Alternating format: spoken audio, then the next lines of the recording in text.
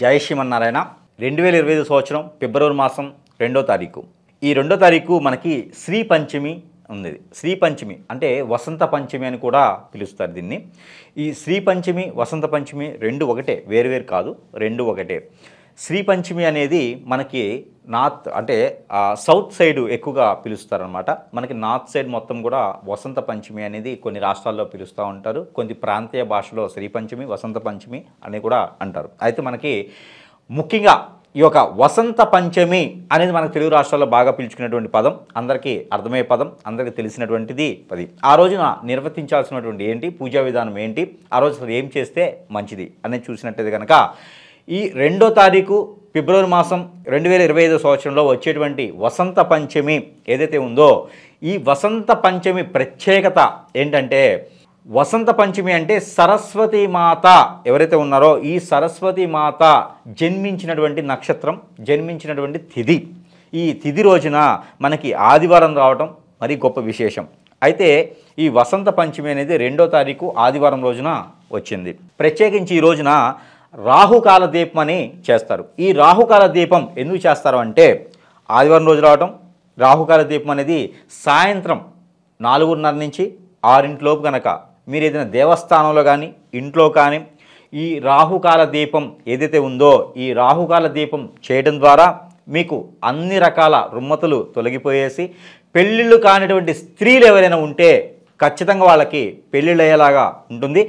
రాహువు, కేతువు, కళత్ర దోషం అంటే శుక్రదోషం ఎవరైతే ఉన్నారో, కాలసర్పదోషం, నాగదోషం, అలానే కుజదోషం ఎవరైతే బాధపడుతున్నారో, పూర్వీకుల శాపం కూడా వీళ్ళందరూ కూడా తొలగిపోయేలాగా ఉంటుంది. కాబట్టి ఈ యొక్క వసంత పంచమి రోజున 2వ తారీఖు ఫిబ్రవరి మాసం 2025 సంవత్సరాన సాయంత్రం ఆదివారం రోజున సాయంత్రం 4:30 తర్వాత 6 గంటల లోపు కనుక ఈ యొక్క రాహుకాల దీపం అనేది అందరూ కూడా వెలిగించండి. ఈ దీపం వెలిగించేటువంటి ప్రక్రియ ఉప్పు దీపమే వెలిగించవచ్చు, నిమ్మకాయలను వెలిగించవచ్చు, ఆవు నెయ్యితో లేదా నువ్వుల నూనెతో లేదా కొబ్బరి నూనెతో అయినా సరే 5 ఒత్తులేసి మీరు దీపారాజన చేస్తే మరీ మంచిది. ఒక దాంట్లో 2 ఒత్తులు, ఒక దాంట్లో 5 ఒత్తులు మట్టి ప్రమిదలో చేసినా మరీ మంచిది. కాబట్టి ఈ మేర మీరు ప్రయత్నం చేయండి. ఇదే రాహుకాల దీపం. ఉప్పు దీపం అంటే మీకు అందరికీ తెలుసు, కింద ఉప్పు పోసి మధ్యలో ప్రమిద పెట్టేసి దాని లోపల ఉప్పు పోసి ఇంకో ప్రమిద పెట్టి దాంట్లో ఆవు నెయ్యి పోసి 5 ఒత్తులేసి దీపారాజన చేస్తే పంచభూతాల సాక్షిగా మనకున్నటువంటి పంచ రుమ్మతులు కూడా తొలగిపోయేలాగా ఉంటుంది. కాబట్టి ఈ యొక్క దీపం ప్రతి ఒక్కరు చేస్తే కూడా ఆర్థిక స్థితిగతులు కూడా మీకు మెరుగుపడేలా ఉంటుంది. కాబట్టి పెళ్ళైనటువంటి స్త్రీలు కూడా ఆచరించండి. ఇందులో మగవారి కన్నా స్త్రీలు ఆచరించడం మరీ గొప్ప విశేషం. కాబట్టి పెద్దవారైతే ఆరోగ్య సమస్యలు బాగుంటాయి, అందులో పెళ్ళైన వారికైతే అన్ని రకాల సమస్యలు తొలగిపోతాయి. కాబట్టి ఈ మేర ప్రయత్నం చేయండి మర్చిపోకుండా. అయితే ఇంకొకటి ఉంది విశేషం. ఈ వసంత పంచమి రోజునే కనుక పిల్లల్లో ఎదుగుదల, మైండ్ సెట్ బాలేకుండా బాలరిష్ట రోగాలు రావటం, నరదిష్టి, నర ప్రవాహం, మతిమరుపు, మాట సరిగా రాకపోవటం, ఇలాంటి రుమ్మతులతో ఎవరైనా బాధపడేటువంటి పిల్లలుంటే వాళ్ళకి మళ్ళీ ఇక్కడ అక్షరాభ్యాసం పర్టికులర్గా బాసరే వెళ్ళాలి, శ్రీతీర్థమే వెళ్ళాలి, కాశీకే వెళ్ళాలి, అమ్మవారు పుట్టిన దగ్గరికి వెళ్ళాలి, ఏం అవసరం లే. మీకు సమీప దూరంలో ఉన్నటువంటి ఆలయం ఏదైతే ఉందో ఆ ఆలయములో అర్చకురి వారి చేత కనుక మీరు అక్కడ తేనె తీసుకెళ్ళి ఇస్తే ఆ బ్రాహ్మణోత్తమనుడు మీ యొక్క నాలుక మీద, మీ బాబు పాప నాలుక మీద కనుక ఓంకారమని నామాన్ని కనుక ఉంచినట్లయితే మీకు ఆ రుమ్మతులు ఏవైతే ఉన్నాయో పిల్లల్లో ఉన్నటువంటి బాధ అయితే ఉందో అవన్నీ కూడా తొలగిపోయేదానికి ఆస్కారం ఉంటుంది.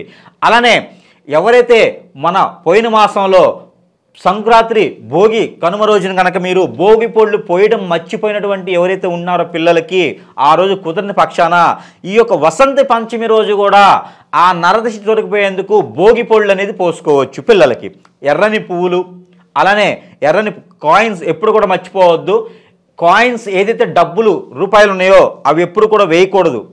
అప్పట్లో వేసేవారంటే రాగి, ఇత్తడి కాయిన్స్ ఉండేవి కాబట్టి వేసేవారు.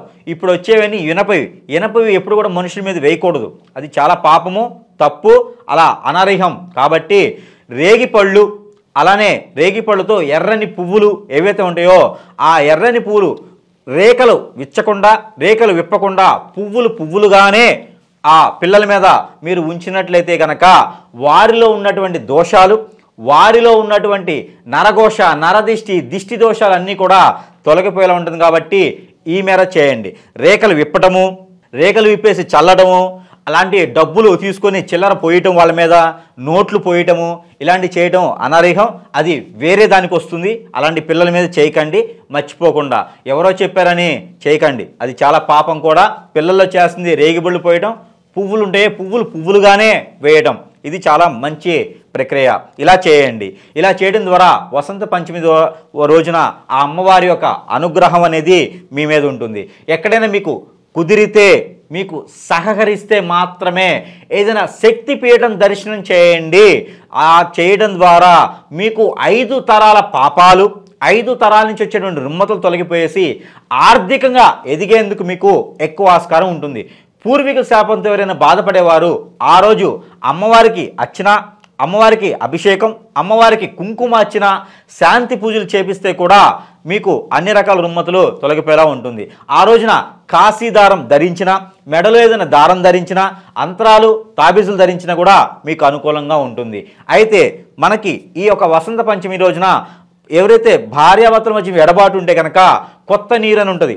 అంటే మీకు ఎప్పుడూ తాగేటువంటి నీరు కాకుండా బోరింగులో కానీ, అంటే నేలలో నుంచి డైరెక్ట్గా తీసేవి, చెరువు, సముద్రం, మీకు దగ్గరలో కోనేరు ఇలా ఉంటాయి, వీటిలో కనుక నీరు తీసుకొచ్చేసి ఆ నీటితో భార్యాభర్తలు స్నానం ఆచరించినట్లయితే కనుక వారిద్దరి మధ్యన ఉన్నటువంటి అన్యోన్యత పెరుగుతుంది. వాళ్ళిద్దరి మధ్యన ఉన్నటువంటి ఎడబాటు కూడా దగ్గర అవుతారు.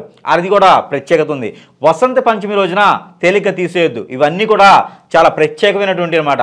ఆ వసంత పంచమి రోజున వర్షం పడితే ఎవరైనా తడవండి. ఆ తడవడం ద్వారా కూడా భార్యాభర్తల మధ్యన ఎడబాటు కూడా తొలగిపోతుంది. పిల్లల పుట్టల వంటి వాళ్ళు ఎవరైనా ఉంటే వాళ్ళ పిల్లల పుట్టేలా ఉంటుంది. ఆ వసంత పంచమి రోజున మానసాదేవి అమ్మవారి ఆలయం కానీ, లేదా సుబ్రహ్మణ్యేశ్వర స్వామి వారి ఆలయం కానీ, లేదా కుమారస్వామి వారి ఆలయం కానీ ఉంటే అక్కడ మీరు అభిషేకం చేయండి. తేనె, దానిమ్మ పండు ఇవన్నీ తీసుకుని అభిషేకం చేయడం ద్వారా మీకు మంచి జరుగుతుంది.